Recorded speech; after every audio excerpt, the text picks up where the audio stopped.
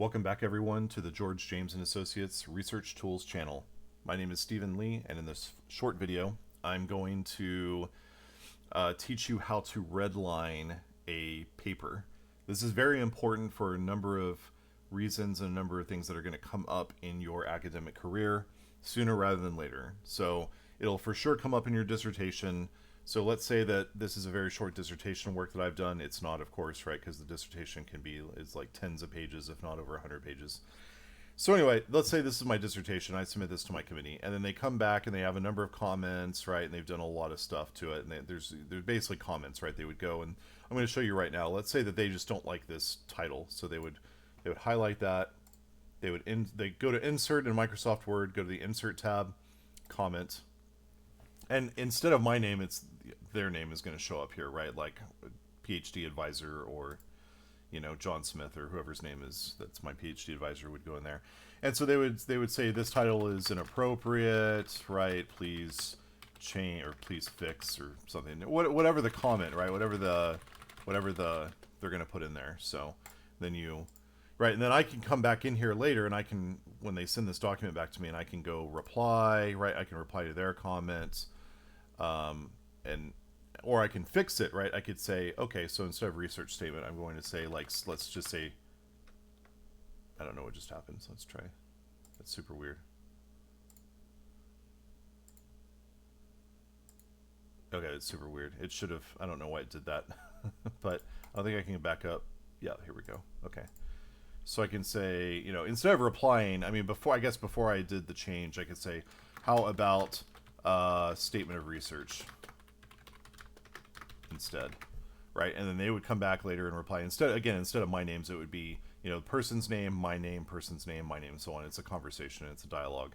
So then they would say that's fine, right? Or they would say, no, it should be something like insert title, right? Or something like that. Anyway, once I fix it, right, what I would do then is I would come back over here and I can hit resolve, right? I can resolve the comment. And it'll keep it in a sort of log, right? And then I can basically, I can make it so that, or I can just delete the comment completely, right? If I don't want to archive it, then what I can do is I can come over here and just hit delete comment. I can either reopen it, right, and then change it if I need to, or I can go to delete comment and it deletes it should delete the entire, deletes the entire thing. Okay, but anyway, that's what they're gonna do, right? So they do that here. Some conferences will allow you to resubmit, so it's important to redline changes.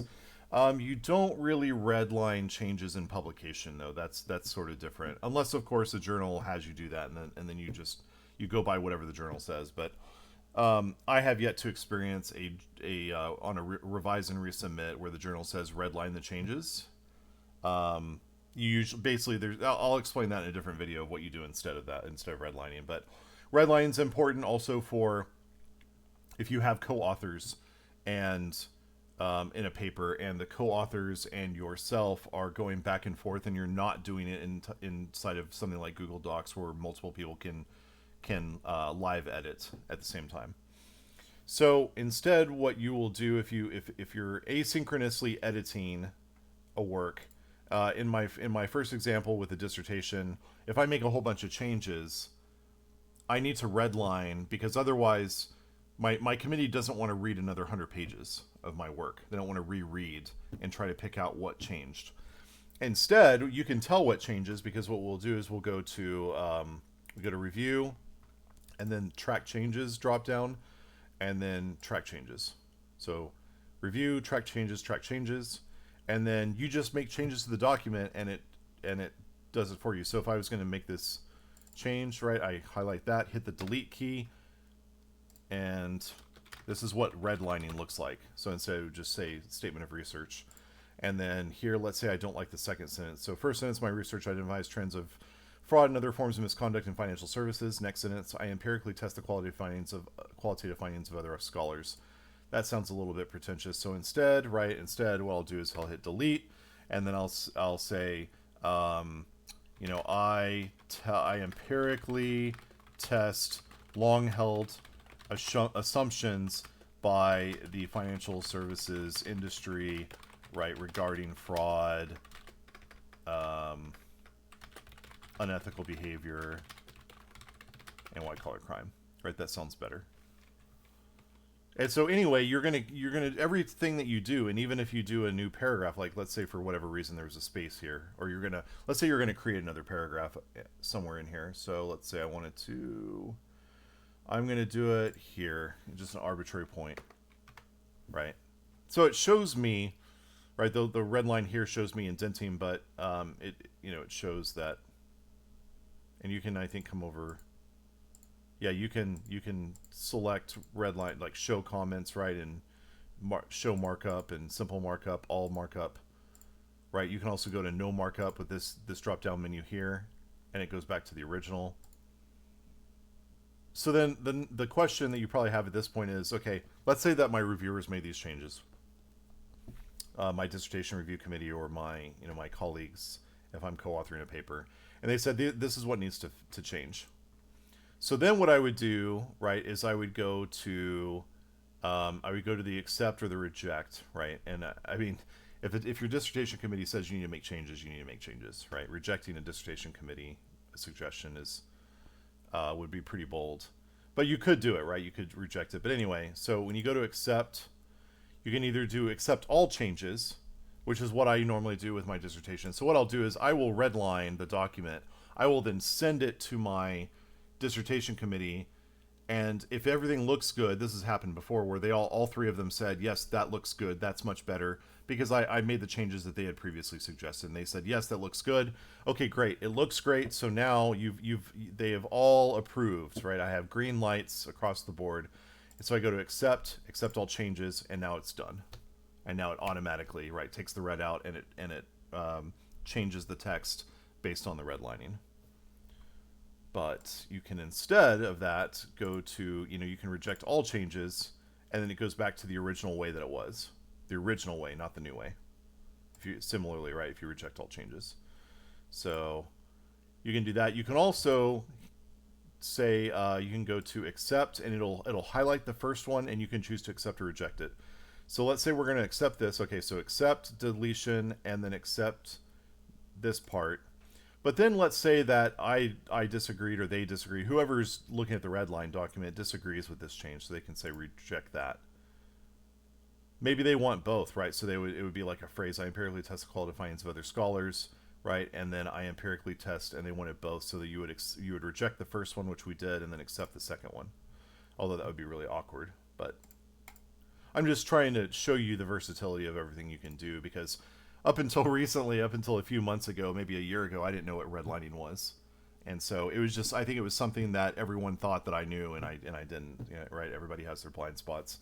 So anyway, if you were like me and you didn't know before this video what redlining was, that this is exactly what it is. And then what you can do here, this is actually what you should do. If you want to accept all the changes, then you want to do this. Because then once you make further additions to your paper, that's going to become a different version, right? So let's say this is version, right, 2.0 or something. Then, I don't know if there's a dot there, I forget. I think it is, because otherwise it's verses. Anyway, it doesn't matter. So this was 2.0. I've accepted all the changes, and now I don't want to track anymore. So then I'll save it as a different document. I'll save it as 2.1 or 3.0 or whatever I'm going to do.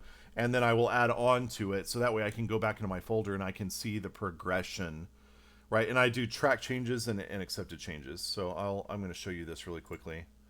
I'm going to show you write-ups.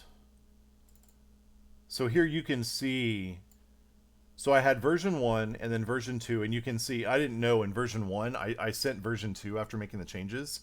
And then my dissertation committee got on to me, rightfully so. They got on to me for not tracking the changes. So I said, oh, okay, my apologies. Now that I know what you're talking about, now that I know how to do it, right? I had to go figure out how to do it. So then I said, okay. So then I saved this document with the changes tracked. So I did track changes, redlined the document, and then I sent it to them, and they said, no, that looks good. So then I accept the changes, and then I save it as accepted changes. Then I would go to version 3, and I do the same thing, right? Track changes, accepted changes. I'm on version 4, or or I guess I'll be on version 5. It's actually not going to be the proposal at all. It's going to be the defense document. So I'm going to start over with, instead of dissertation proposal, it'll read dissertation final or dissertation defense underscore Lee underscore version 1, and then I'll send that, and then they're going to say, you know, they're going to say these are the things that need to be changed, and then at that point it'll say version 2 track changes. So I'm going to skip this v2 altogether because I know to go straight from version 1 to version 2 track changes. So that is all that I have. It's a very simple video of how to redline in Microsoft Word. Hopefully you found this very informative. Stay tuned for my future videos, and don't forget to subscribe.